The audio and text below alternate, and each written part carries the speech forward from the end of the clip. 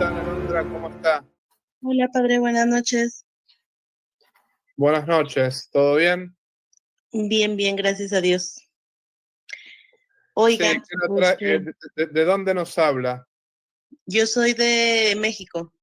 De México. Sí, ¿qué la trae por acá? Padre, pues muchas dudas, pero entre ellas por pues ataques de la misma familia, de amigos o conocidos y que uno, al no estar lo suficientemente preparado, pues no tiene respuesta para todo ello, ¿no? Pero en lo personal, digo, si hubiera oportunidad de poder, despejar las demás dudas, la principal que tengo es porque entiendo perfecto la eutanasia, no está permitida entre nosotros como católicos, como cristianos, pero mi duda es, yo soy veterinaria, entonces tenemos esa autoridad para poder decidir sobre la vida de un animal cuando ya su condición es crítica o está en agonía, está en sufrimiento con una enfermedad terminal que le está ocasionando tanto dolor que se ha permitido el que nosotros llevemos a cabo la eutanasia con los animales o aplique el mismo criterio con los humanos de que nosotros no somos dueños de la vida que Dios creó. Entonces, ¿sería un pecado o estaría yo incurriendo en una falta grave el hacer ese tipo de práctica en mi profesión? No, no, en el caso del animal es distinto porque el animal no tiene la dignidad del ser humano. Esa es la diferencia. Nosotros queremos mucho a los animales, pero bueno, con el animal se puede tomar esa decisión, ¿no? Eh, hay que ver legalmente cómo es la cuestión, porque yo sé que en algunos países el aplicarle la eutanasia a un animal, lamentablemente con todo el tema del animalismo, porque el animalismo lo que hace es equiparar al animal con el ser humano, lo cual no es lo mismo, ¿no? La diferencia del animal con el ser humano es que el ser humano está llamado a la vida sobrenatural, a la vida del cielo. El animal no. El animal cuando muere su cuerpo, muere su alma también. Esa es la diferencia. Entonces, bueno, en definitiva, uno puede, cuando el animal está sufriendo y está en una situación ya de agonía, uno puede aplicarle, digamos, la inyección letal. Pero yo sé que eso en algunos países puede generar problemas con la ley. Entonces simplemente averigüe bien ese tema, es lo único. Pero del punto de vista moral no habría ningún problema, del punto de vista moral, ¿no? Ok, muchas gracias, padre. Y bueno, dentro de todos los argumentos o las interrogantes que me hacen y que pues a lo mejor yo con mi poco conocimiento o el criterio que yo tengo no es suficiente, quisiera a lo mejor tener un poquito más de argumentos para poder compartir yo cuando llegan a atacarnos porque, por ejemplo, una de las preguntas es muy típica de por qué la iglesia tiene tanta riqueza, es tan ostentosa no nada más en sus templos, sino en tanto oro en los vasos sagrados, en la custodia, en el sagrario. Entiendo que, bueno, pues, o sea, para mí es, sí, Dios se merece lo mejor y la dignidad que le debemos de dar y el amor que le debemos demostrar, pues Él lo merece, pero me la rebaten con pues es que si Dios hubiera querido, no nace en un pesebre, no nace en esa humildad, en esa sencillez.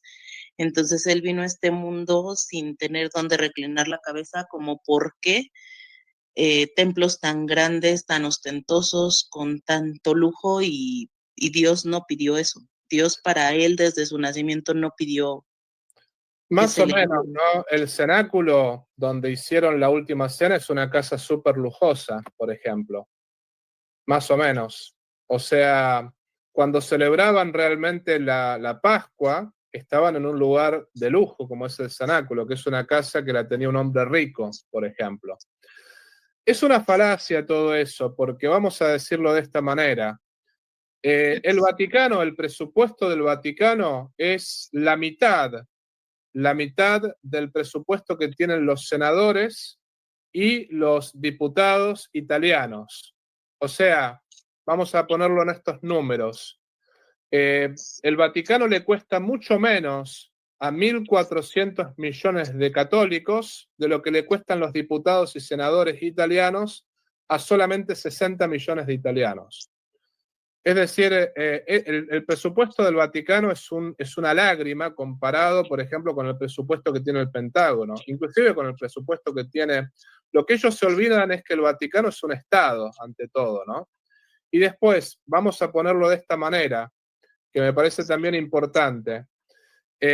Al Vaticano le robaron todos los territorios, absolutamente todos los territorios pontificios, porque antes el Papa era el jefe de Estado de la mitad de Italia. Y inclusive, por ejemplo, juristas alemanes, juristas protestantes se escandalizaron de ese robo. ¿Y qué pasó? Lo que sucedió fue que, digamos, el Estado italiano, el Estado masón, es como que calculó lo que se le debía al Vaticano, le debían algo así como, no sé, 300.000 millones de dólares, por poner una suma exagerada, ¿no? Porque es una suma, no era tanto, pero era una suma enorme lo que se le debía, ¿no? El Papa en su momento no aceptó un centavo, el Papa Pío IX. El Papa dijo, no, yo voy a confiar en, digamos, la caridad de mis fieles. Y estableció el óbolo de San Pedro, donde ahí los fieles voluntariamente sostienen a la iglesia. Y lo que hay que decir es lo siguiente, además de todo el robo que le hicieron a la iglesia, también en México, justamente el Estado mexicano, con los delincuentes de Venustacio Carranza, de Obregón, con los delincuentes también de otros presidentes como fue Plutarco Calles, también le robaron a la iglesia todos los templos que laicos habían donado para la iglesia. O sea, fue un robo total, o sea, el Estado le robó a la iglesia todo eso. Lo mismo pasó en Argentina, lo mismo pasó en muchos lugares. Y la iglesia tiene hospitales, tiene un montón de hospitales, que muchos de ellos son gratuitos. La iglesia tiene escuelas para chicos pobres. La iglesia tiene leprosarios. La iglesia en África tiene leprosarios, por ejemplo. Yo cuando era seminarista trabajaba en hogares de huérfanos, de discapacitados. No hay institución que no tenga todas las obras de caridad que la iglesia tiene. Ese es el asunto, que es que la iglesia hace lo que el Estado no hace muchísimas veces. Entonces lo que hay que decirle a la gente esta es que una cosa es tener 12 apóstoles y otra cosa es tener 1.400 millones de católicos, tener universidades, tener colegios. También Judas, que era un traidor, conservaba la bolsa del colegio apostólico. O sea, también, inclusive en el Evangelio aparece que había mujeres que ayudaban a Jesucristo con sus bienes. Y después, bueno, con respecto a todos esos templos, que la gente dice, bueno, los templos enormes. Yo estoy en una parroquia, por ejemplo. Esta parroquia no me pertenece a mí. Si yo, por ejemplo, supongamos que yo esté en un templo enorme, porque alguna vez lo estuve. Alguna vez estuve como sacerdote en un lugar donde había un templo que costaba 20 millones de dólares, una cosa así, ¿no? Yo no me llevé nada de ese templo cuando me trasladaron a otra parroquia. No me llevé absolutamente nada. Todo lo que estaba en ese templo quedó en ese templo. Y yo, por ejemplo, de todo el dinero que entraba a la cuenta de la parroquia, el párroco no se queda un centavo, todo eso va a la parroquia, todo eso va destinado a los colegios, a las misiones, a esto, a lo otro. Si yo metiese mano ahí, directamente estaría robando, me podrían meter preso, ¿no? Entonces, a lo que voy con todo eso es, si realmente ellos piensan que nosotros somos ricos por los templos, están totalmente equivocados. Porque, por ejemplo, muchos sacerdotes que están en esos templos no llegan a fin de mes con sus boletas. Yo conozco sacerdotes en Argentina, en Chile, que están en templos grandes, que muchas veces me han escrito y me han dicho, padre Tomás, necesitamos $10, porque la verdad que no tenemos como para comer esta última semana. Me pidieron $10 para comer la última semana. O sea, es una hipocresía decir que los padres, porque están en un templo grande, están llenos de dinero. Eso es mentira totalmente. Y es más, una de las objeciones que yo le puse a mucha gente, porque mucha gente me hablaba del celibato de los sacerdotes, que los laicos a veces se meten en lo que no se tienen que meter, ¿no? Yo a estos laicos les dije, miren, a los sacerdotes no los mantiene su gente en los países latinos. A veces el sacerdote tiene que dar clases en una universidad, tiene que dar clases en un colegio para poder llegar a fin de mes. ¿Y ustedes se imaginan que los laicos vayan a mantener a la familia del sacerdote? Va a pasar lo que pasa en Ucrania, que el sacerdote tiene que trabajar en un tractor toda la semana y solamente celebrar misa el domingo. Al fin y al cabo, termina no siendo sacerdote, termina siendo cualquier otra cosa menos sacerdote, ¿no? Y después, otra cosa que puedo agregar es los que tendrían que, en realidad, a quien tendrían que tirarle las orejas es a los protestantes. Con todo respeto lo digo esto, ¿no? Porque, por ejemplo, el sueldo que muchas veces tienen los pastores protestantes acá en los Estados Unidos es muchas veces 4 o 5 veces mayor que el sueldo que tenemos los sacerdotes.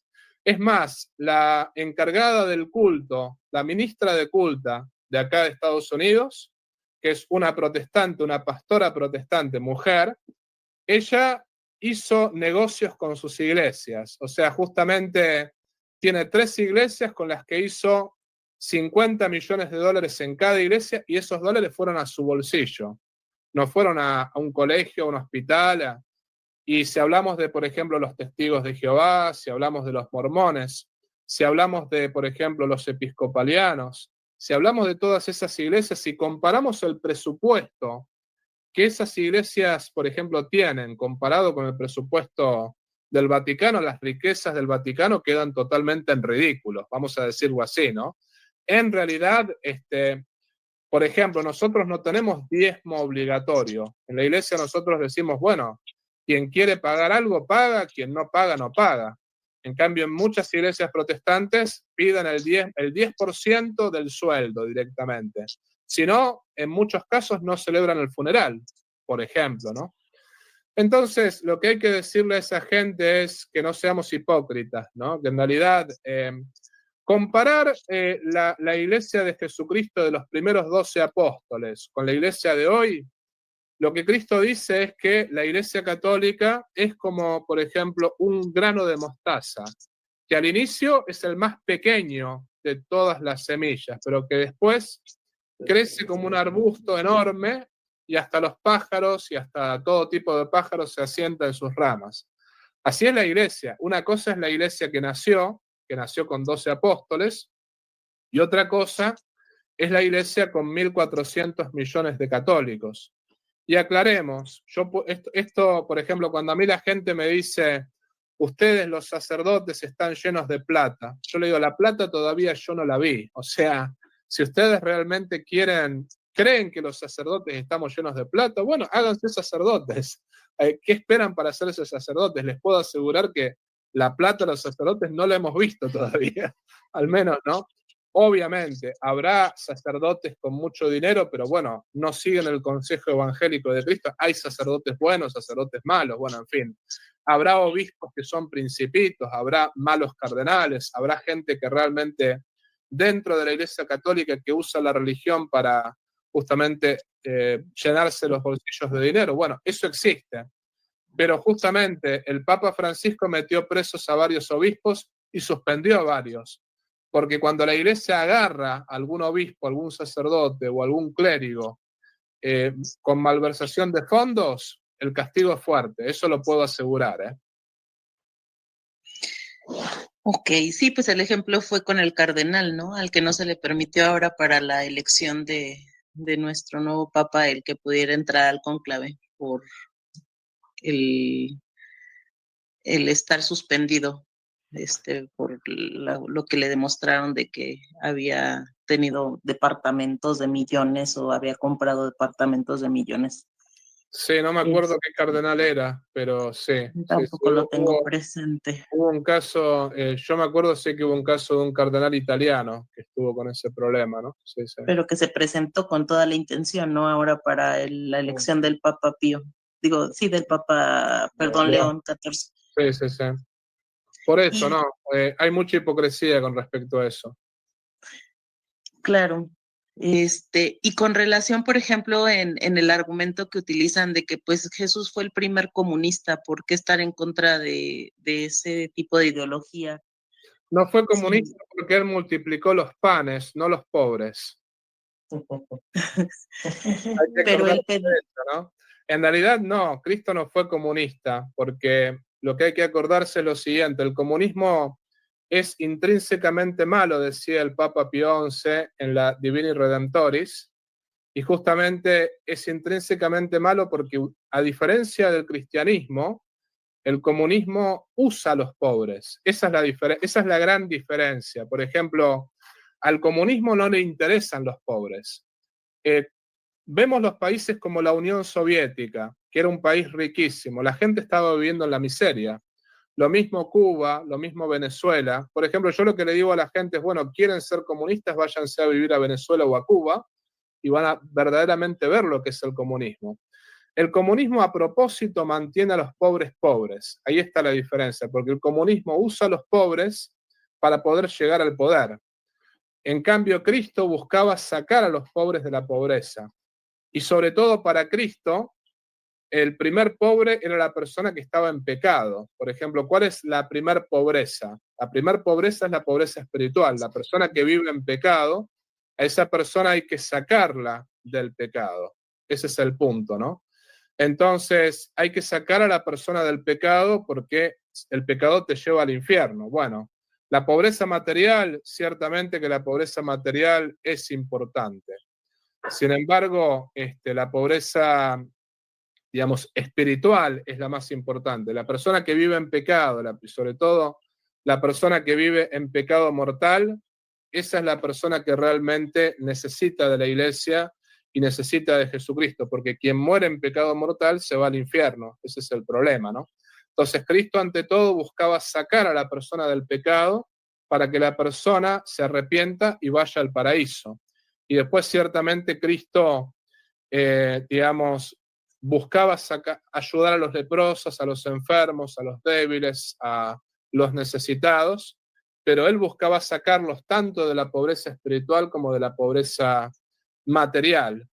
No era que realmente usaba a los pobres para poder llegar al poder, como hacen los comunistas. Los comunistas, los pobres no les interesan. Los comunistas lo que hacen es usar a los pobres para llegar al poder y para eternizarse en el poder. Esa es la diferencia, ¿no? Ok. Pues no sé si hay oportunidad nada más de una última pregunta o Tenemos 2 minutos. Si es una pregunta que se responde rápido, sí. Si no, la dejamos para el próximo domingo. Ok.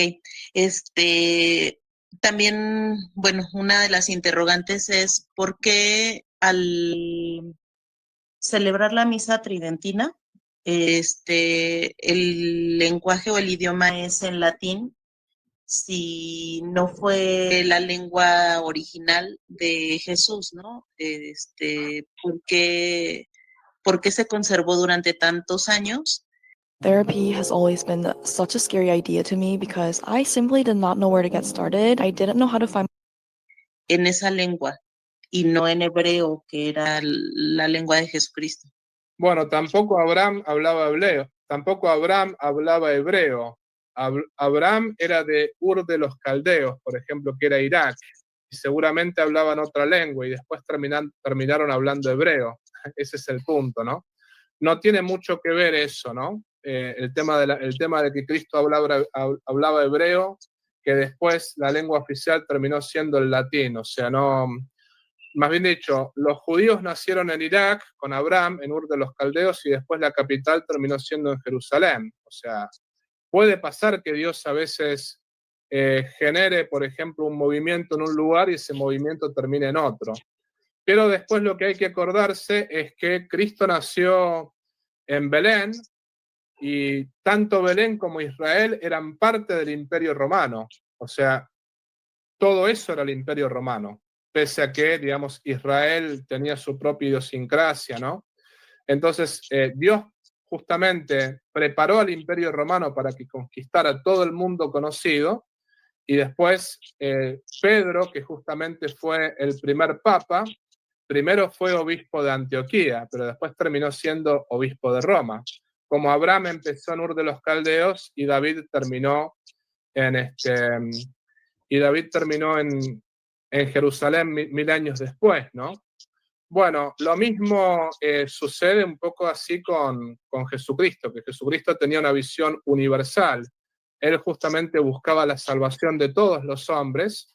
Bueno, el Imperio Romano conquistó todo el mundo conocido, también conquistó Israel. Israel era parte del Imperio Romano. Y cuando Cristo murió, el cartel INRI fue escrito en 4 lenguas. Fue escrito tanto en hebreo, como en griego, como en latín, como en arameo. Y el latín era el idioma oficial del imperio, y después la iglesia tomó ese idioma, porque justamente ese fue el idioma que predominó en todo el imperio romano, en todo el mundo conocido, donde se expandió el evangelio, ¿no? Pero lo que empezó en Jerusalén, y bueno, que Cristo hablaba hebreo, todo eso no tiene mucho que ver, porque Abraham seguramente tampoco hablaba hebreo en el inicio. Abraham es de Ur de los Caldeos, de Irak. En Irak nació justamente el padre de los judíos, y después, sin embargo, los judíos tuvieron su capital en Jerusalén, ¿no? No tienen mucho que ver. Ok. Muy bien. Muchísimas gracias, padre.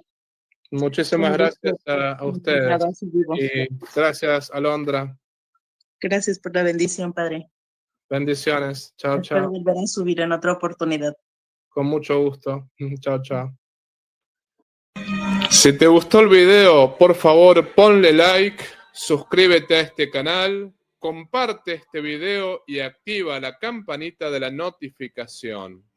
También, si deseas colaborar económicamente con este apostolado virtual, te invito a hacerlo por PayPal, también por un super chat, o puedes unirte al canal como miembro.